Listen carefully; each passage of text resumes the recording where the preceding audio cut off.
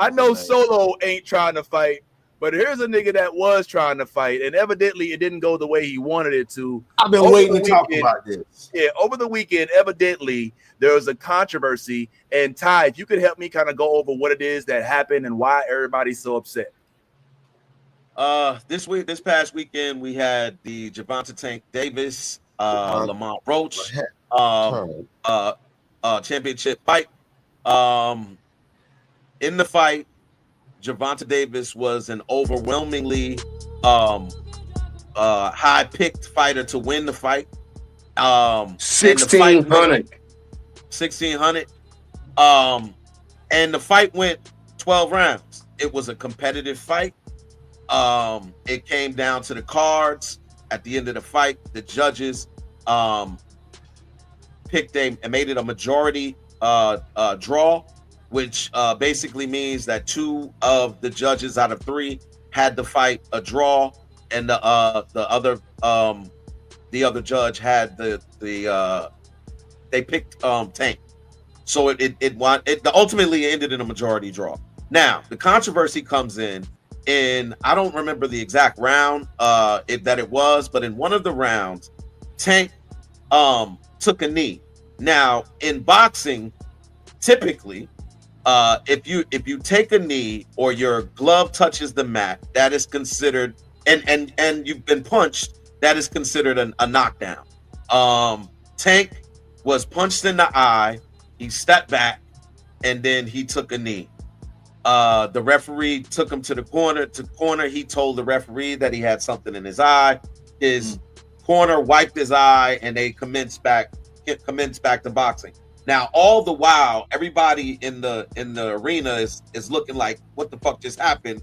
Because he took a knee and the referee didn't take a point.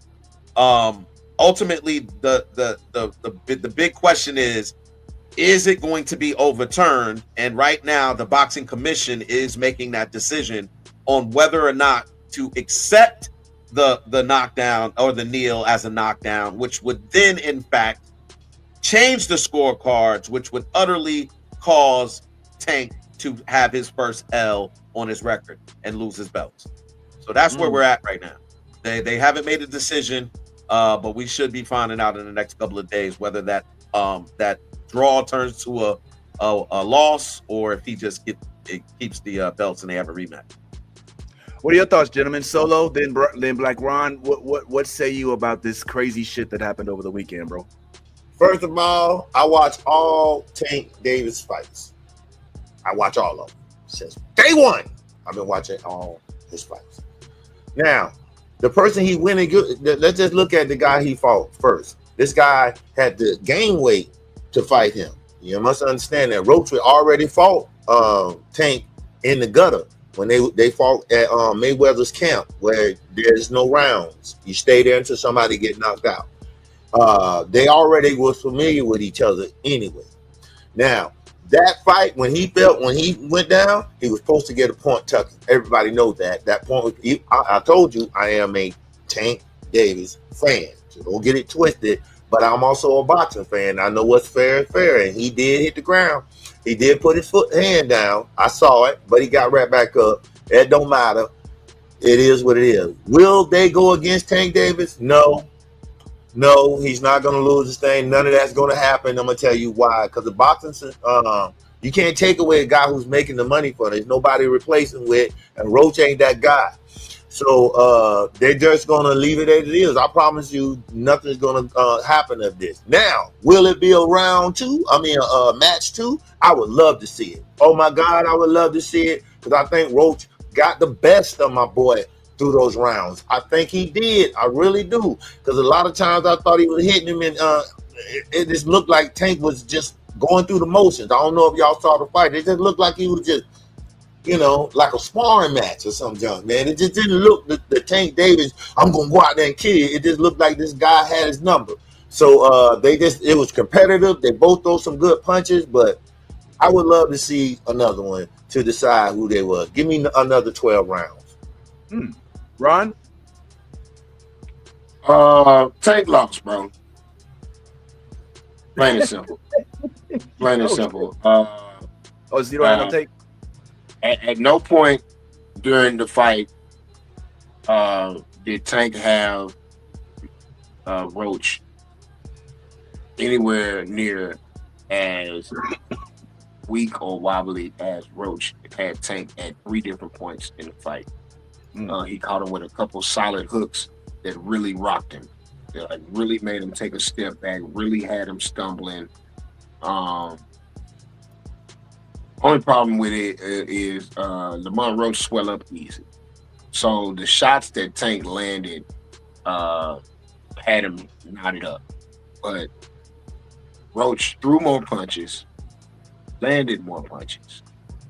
Problem being, because he was the one that had to rise up in weight class, because he was the small dog on the fight, because Tank didn't produce the card and everything like that, it was Tank's belt to lose more than it was Lamont Roach's belt to win. That being said, he had to definitively win the fight, which is why the knockdown is controversial, which would mean that the referee would face a penalty because he didn't give Tank a standing 8 count.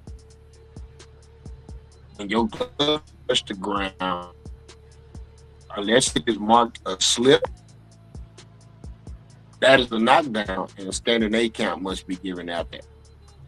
You allowed him to go to his corner and wipe his eye. Okay, so what's next? Niggas gonna be able to go to their corner and get a little water. Look at the fight. Hold on. No, I ain't quitting. I'm just thirsty. Let me get a little water. Hilarious. They gonna be able to go over to the corner and get his gloves tightened up. Nigga hurt. Nigga braid get knocked loose. Nigga gonna be able to go to the corner and this girl can come up and fix his hair, and then they get back to the fight. Man. Like, where will it end? Where will it end? If it's totally perfectly all right for the rules of a knockdown to be sidestepped because there was grease in his eye and it was burning. Now I'm not gonna say that he was lying, because when something get in your eye, you panic. He looked panicked. That's the part about it. But that's what I'm saying. The punch didn't even look like it landed to inflict that amount of panic in him. The worst I've ever seen Tank get beat is the night he whooped Rolly Romero.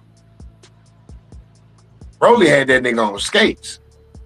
Yeah, he was getting his ass whooped. Dominic Cruz is the one who scared him the most. See, Dominic Cruz put a nice. Yeah, that was a good fight too. Isaac Cruz. Yeah. No, it's Dominic. What? No, it's Isaac Cruz. Pitbull. I just know niggas' last names. Pitbull. His name is Isaac. It's Pitbull. Isaac. Yeah. Isaac. Yeah. Yeah, but that being said, I think because of their history, Roach didn't scare him. Most of these guys he fight, that be his first time facing him. Because him and Roach grew up fighting, he was like, oh, I got this in my back pocket. And he went into the fight cocky. And Roach was on a campaign to whoop his ass all night long. And he did a very good job of convincing me that in the rematch, he's going to win. And he's not just going to win. I don't think so. This is where I disagree with you. I disagree with you. Let me tell you why. For one, the Tank Davis that y'all saw the other night wasn't a full Tank Davis. You can look at it and tell. Look at his legal problems that he having.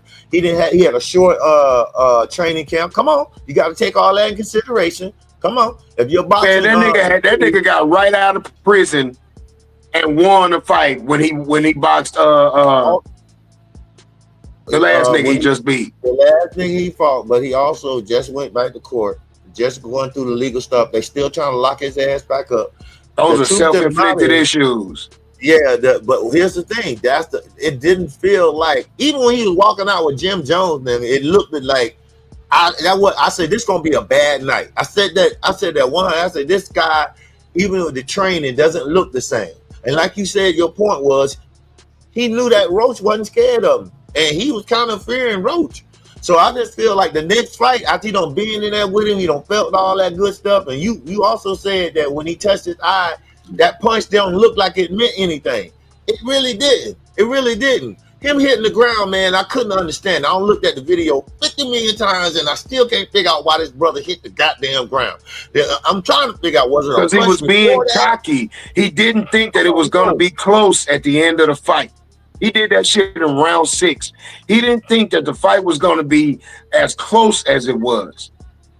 He really thought that he had enough points. Oh, it's nothing I forgot to mention.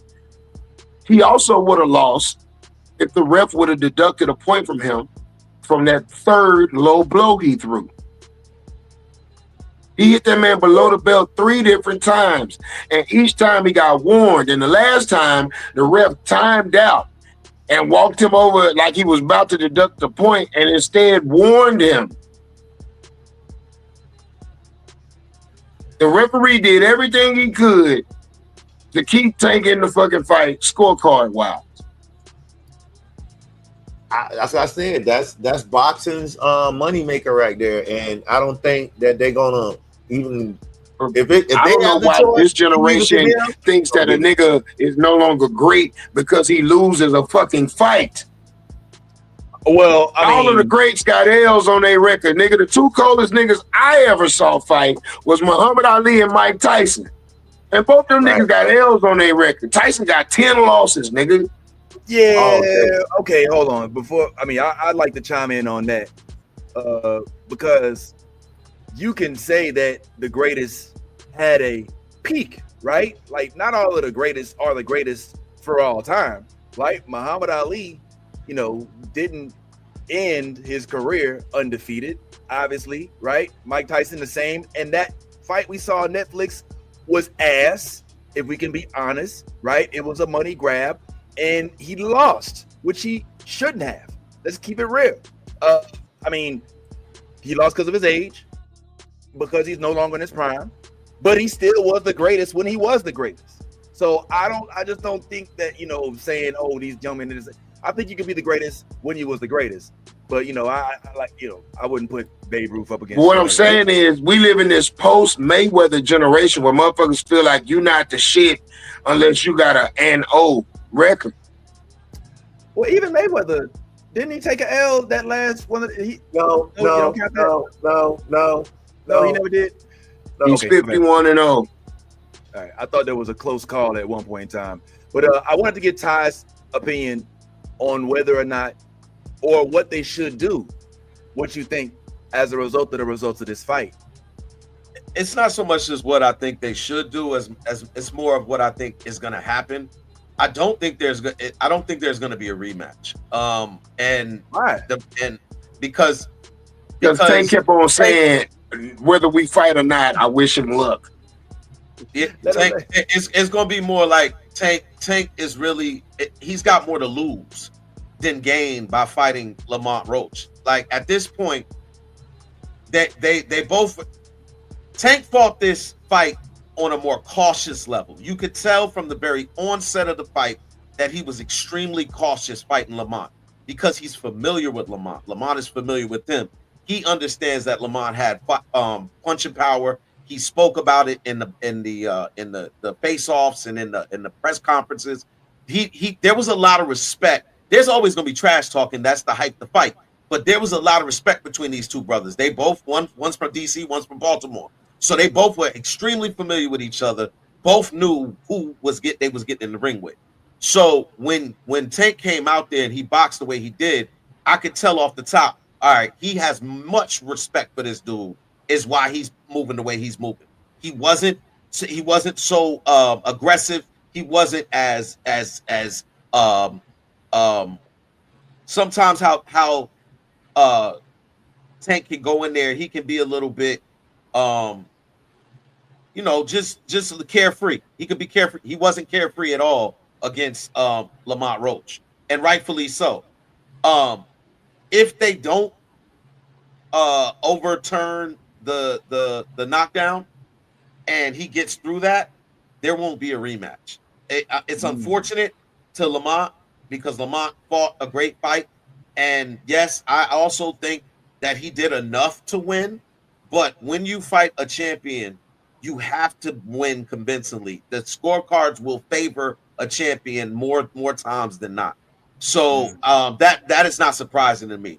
But if they fight again, which I don't think is going to happen, it could go bad for Tank, because now you have a Lamont Roach who's more confident, who realizes that I can take him out, who's I've done it, and has a chip on his shoulder, and realizes I'm going to have to go in there and put in more work. So I think Tank is going to do exactly what Tank said he was going to do prior to the Lamont Roach fight, which is he's going to fight probably 3 more times.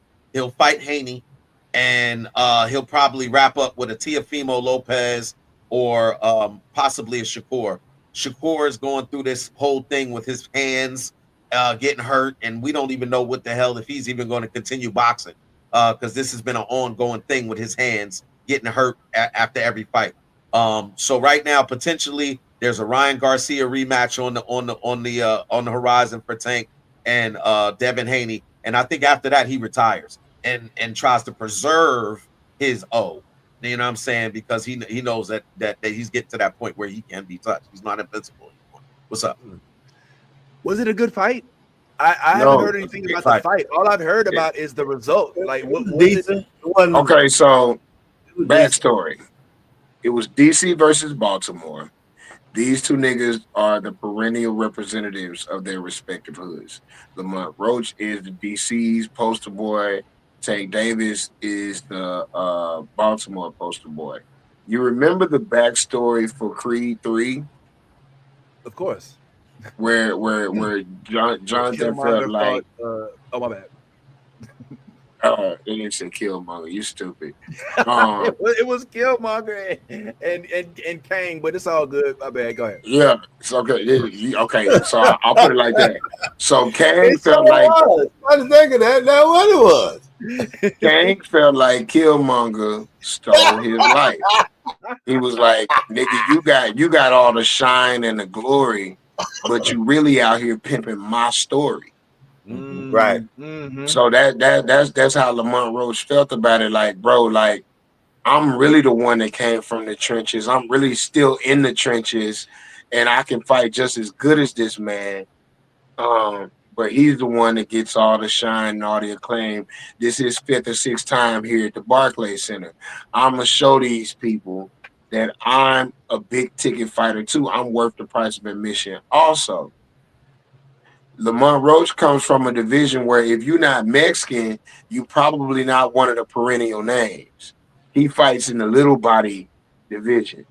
To Ty's point, to Solo's point, he had to catch weight in order to fight. And they fought for a WBA lightweight belt, which is 140. So if a nigga had to gain weight to get 140, that means that he's gonna have to gain weight. All Tank got to do is go up to 147, and then Lamont Roach can't even see it. So to Ty's point, it's not gonna be a rematch.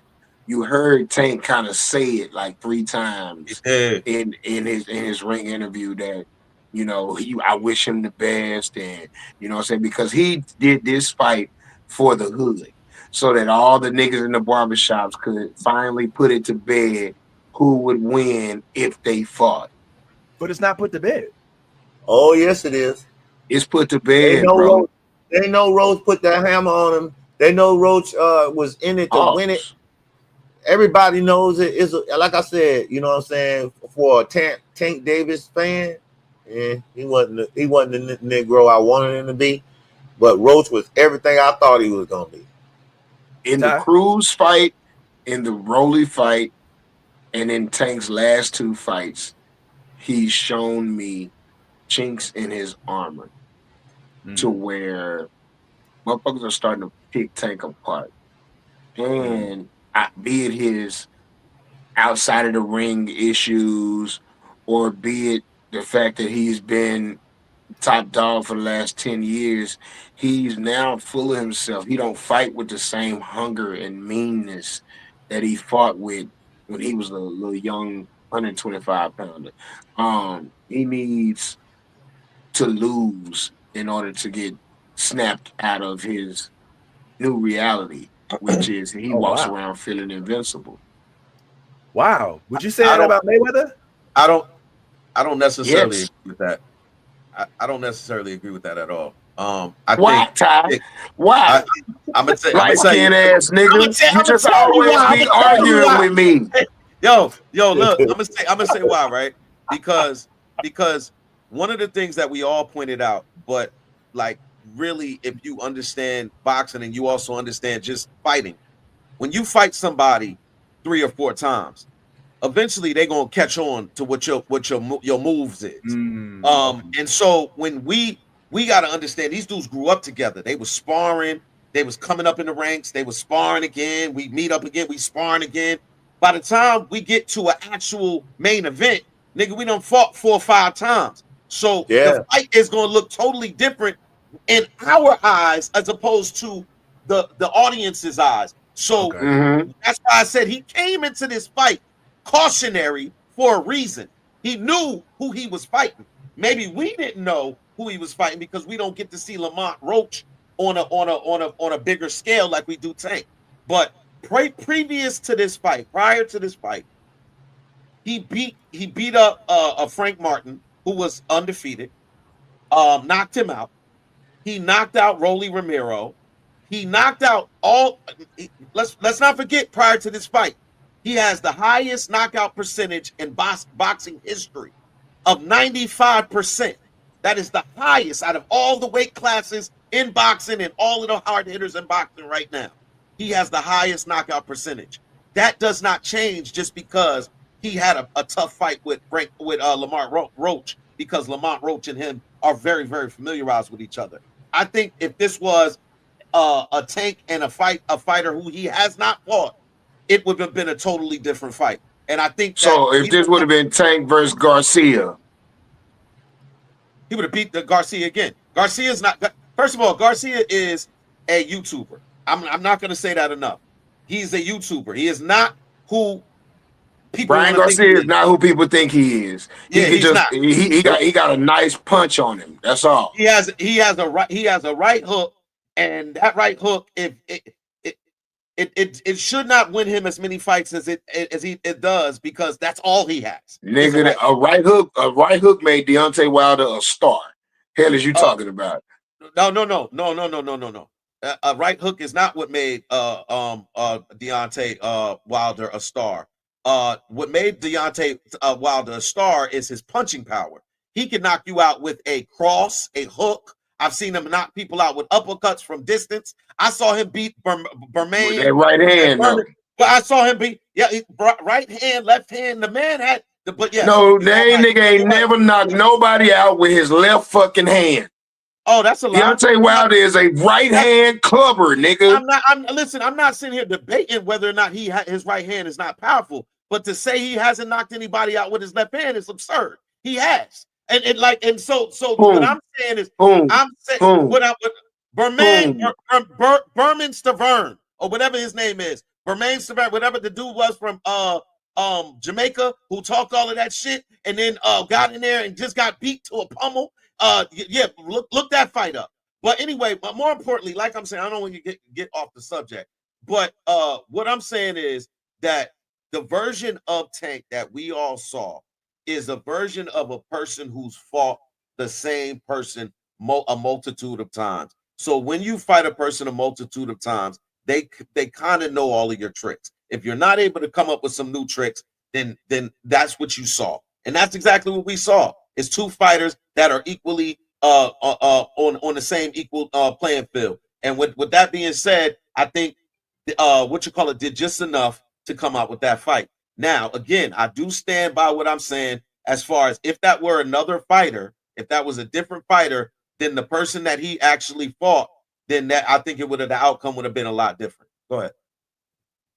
Uh, Deontay Wilder has never won a fight with his left hand, according to Box. He has won fights using his right jab, and right hand cross, but not with his left hand.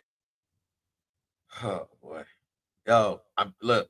If we're talking about every fight that he's won as the knockout blow was on the end of a right hand and he didn't use the left hands at all, then okay, fine, you get that. What I'm saying is he's equally powerful with both hands. If he prefers to use his right hand, to use to knock somebody out, cool. But to say that he has no punching power in his left hand and his right hand, and he's a heavyweight, that's what I'm saying. It's absurd. That's what I'm talking about. Punching power. What I'm saying with Garcia, and you've seen it, I've seen it, we've all seen it. He fought Devin Haney and threw nothing but right hands the entire fight. I was like, another right hand, another right hand, another right hand, another right hand. It was the whole fight. He didn't throw anything else but a right hand. And for the first part of that fight, Devin Haney was winning the fight because he was dodging the right hand. Later in the fight, for some reason, he forgot that he only throws a right hand, and he got caught with it. So that's what I'm saying when I say that, this is a YouTube fighter. The dude really only got one punch, and if you can outlast that punch, you can get him up out of there. So I have a question for the both of y'all. When y'all talk about the Deontay Wilder, do y'all think Deontay Wilder will ever have another title? No, he's done. And why? His time has passed. To Vince's point earlier, niggas peak. And very rarely do you continue to win after you've peaked. There are very few fighters that won on their decline. It's the fact that they start to lose that let a nigga know maybe it's time to hang up the old gloves, champ. Like, his time has passed 3 fights ago. I honestly believe Tyson Fury stole that man's heart. He did. He absolutely did. He took all the fight out of the nigga after that, bro. He took Tyson Fury. Spirit. Yeah, when he knocked Tyson Fury out with a broken hand, and that man sat up and got up like the Undertaker, he realized he ain't had nothing left. That was. I did my best, but I guess my guess wasn't good. Nigga, it wasn't good enough.